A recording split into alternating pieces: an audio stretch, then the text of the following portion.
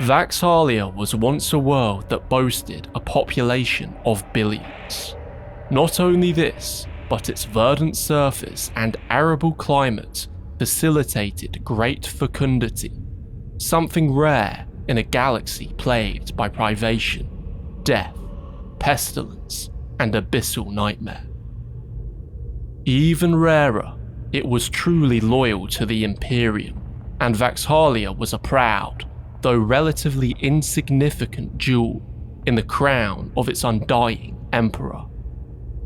What happened to Vaxhallia in the year 926 of the 41st millennium, however, was anything but insignificant. In shadowy circumstances, a Chaos Space Marine warband appeared in system. Over the course of little more than a month, Vaxhallia would be stripped of all life. 14 billion Imperial citizens were wiped out in a single killing blow. While other chaos incursions such as those during the Siege of Thrax had taken 17 years to unravel and had snared the souls of 14 million Imperial servants in a grindingly attritional war, attracting multitudinous and elite forces of both Imperial and heretical armies for investment, the sudden appearance of a single small traitor Astartes warband above Vaxhallia inflicted losses that can only be regarded with speechless horror.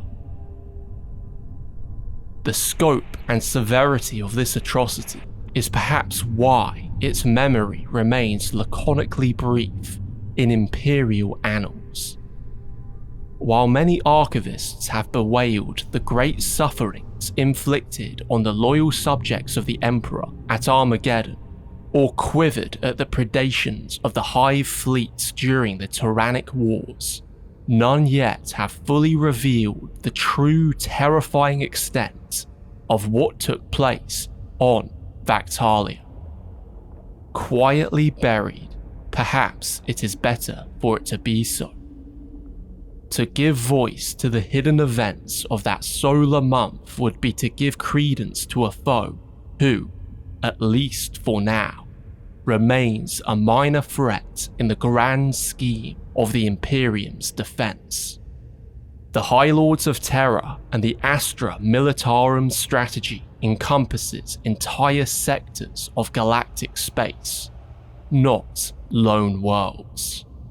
All that is recorded is that these traitor space marines, their rusted vessels bearing a sigil of the accursed Plague Lord, a Triskelion of corpse flies, hung over Vaxhallia like a death shroud, offered the choice of drinking from a water supply befouled by putrid warp magics, or suffer their filth-slick chain blades, the planet's population perished in excruciating agony. Riddled with consumptive disease and crippling famine, Vaxhallia, its emerald beauty and fruitful populace, perhaps the direct cause for its assailant, was strangled mercilessly. The name of the mysterious Chaos Space Marine warband responsible is as terse as their records. They are called the Purge. Despite the enigma of these space marines, we have some data archives that speak of their exploits, though their origins remain shrouded. Having been first sighted 3,000 years ago, the Purge quickly became feared for their opportunistic raids, sowing pestilence and death wherever they went. Indiscriminate deployment of chemical weapons became their calling card, and if victorious, worlds would be reduced to diseased husks, flooded by sickly effusions of toxic sludge. Meticulous in their genocidal craft during campaigns of planetfall, the green and black ceramite-clad traitor Astartes of the Purge advance steadily with cold anticipation. Funneling anything that breathes into their gun sights, they systematically exterminate all that is caught in their path. They have no use for pride or honour, nor do they adhere to any limits of engagement. Clouds of poison gas are unleashed in creeping bombardments on the ranks of their enemies, liquefying exposed flesh and choking all life. Deadly biological weapons, likewise, are a common feature of a campaign fought by the Purge. Released into civilian water distilleries, agri-plantations, or even atmospheres if the contagion is powerful enough, this warband exults in the gifts of their dark patron, Nurgle. Haste is valued above all else for the Purge. Whatever guarantees maximum casualties among the ranks of soldier and civilian alike in the shortest amount of time is deemed worthy. While other Chaos Space Marines like the Night Lords or World Eaters extend the sufferings of their victims, sadistically butchering entire populations of planets for sport, the Purge do not care for these wastes of time. They pursue their extermination campaigns with ruthless efficiency. Hence, it becomes clear why Vaxhallia is their greatest feat of deathly artistry. The question of why the Purge embraces such a harrowing, tactical and strategic mentality has a darker answer, if that can be believed. If one peruses the stark mad ravings contained in scriptures taken from Nurgle-like cults, like the kind found in the abysmal depths of an underhive, for example, the texts exhort the benefic qualities of their patron god. Scrawled in fits of deranged ecstasy, their black souls lifted by the warp, Nurgle-like devotees insist on the fatherly nature of the one known as Nurglef, Nurgle, and by many other unholy names. Even many Nurgle-worshipping traitor Astartes, their minds corrupted by the same warp poison, are prone to this delusion. They say that his diseases are, in fact, cures, and that the sufferings of Pox Bubo and Parasite are merciful gifts, offered to those who have a chance to realize the secrets they carry.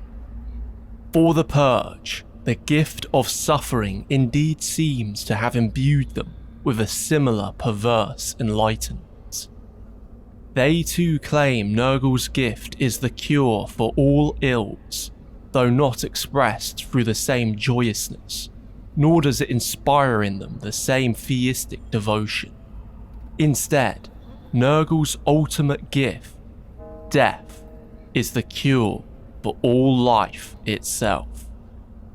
Beyond the life of flora and fauna, they desire the erasure of everything that exists. Through entropy's effacement, their ambition encompasses the destruction of all beings, all planets, and all things. The entire cosmos, scorned as evil in itself and utterly beyond repair, is to be devoured by every tool in time's arsenal, until the whole sordid affair of being comes to a close.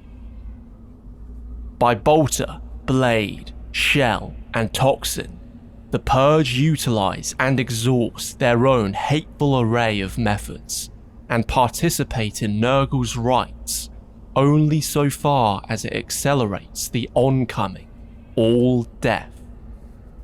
They pray nightly for a pandemic of universal proportions that will wither and shrivel life itself.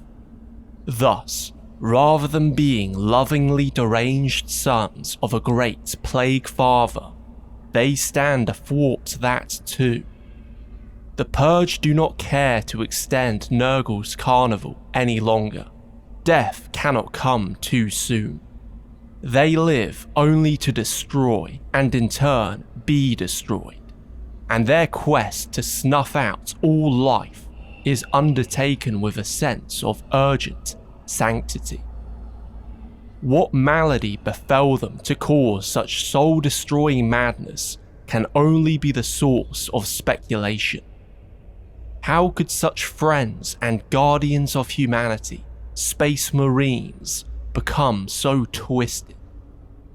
It is said that some even carry out their nihilistic crusade with a sense of charity, believing the emptiness of the void paradoxically contains salvation.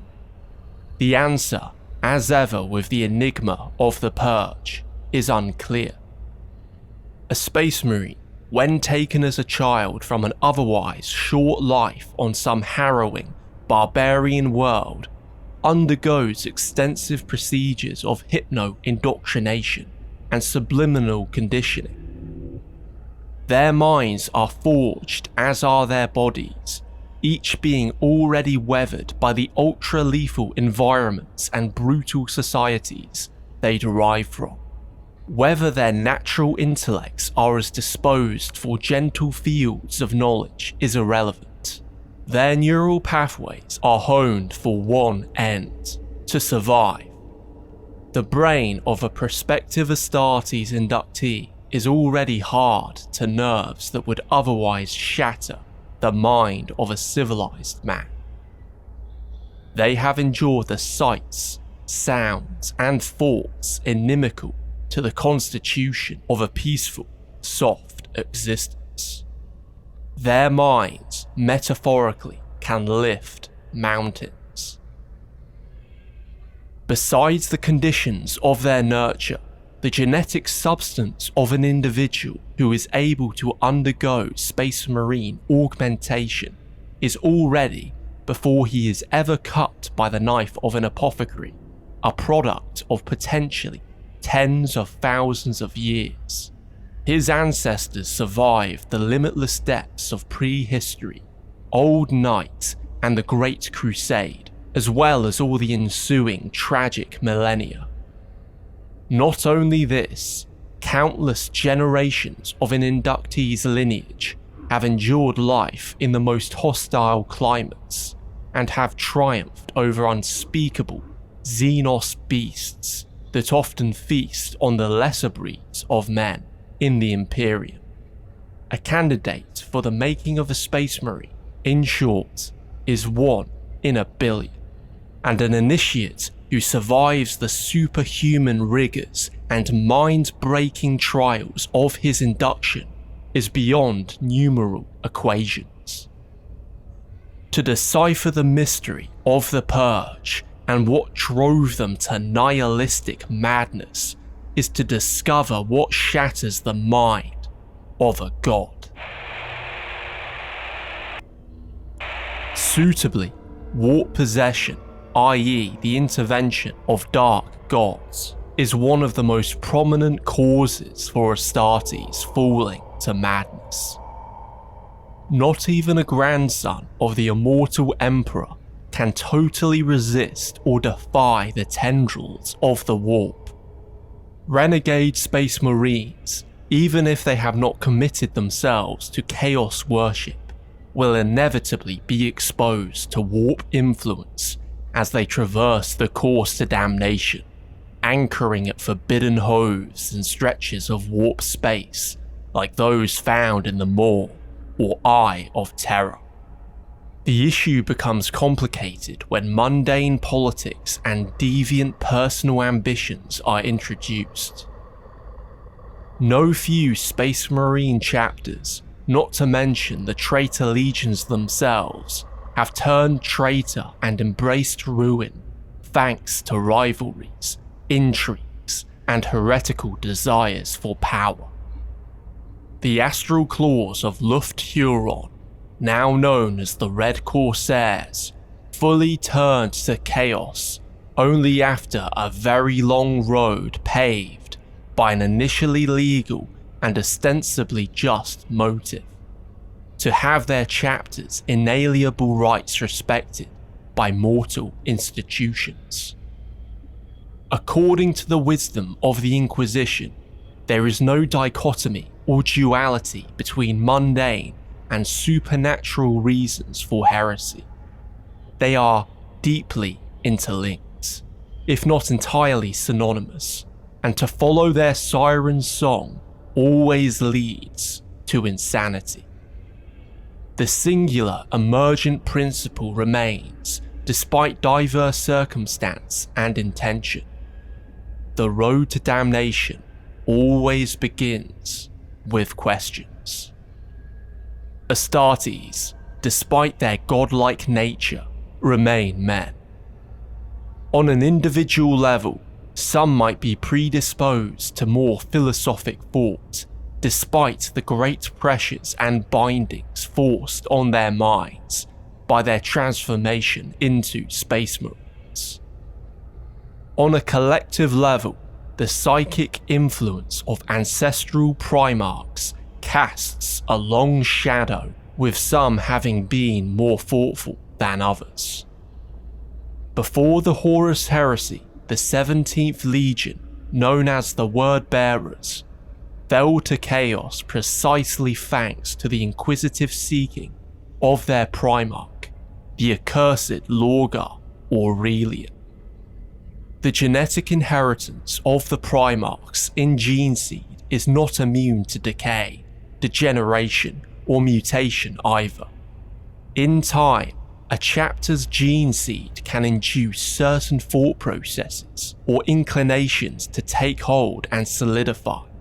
Hence, the tech priests of the Magi biologists are vital in assessing the likely mental stability of a chapter's gene stock.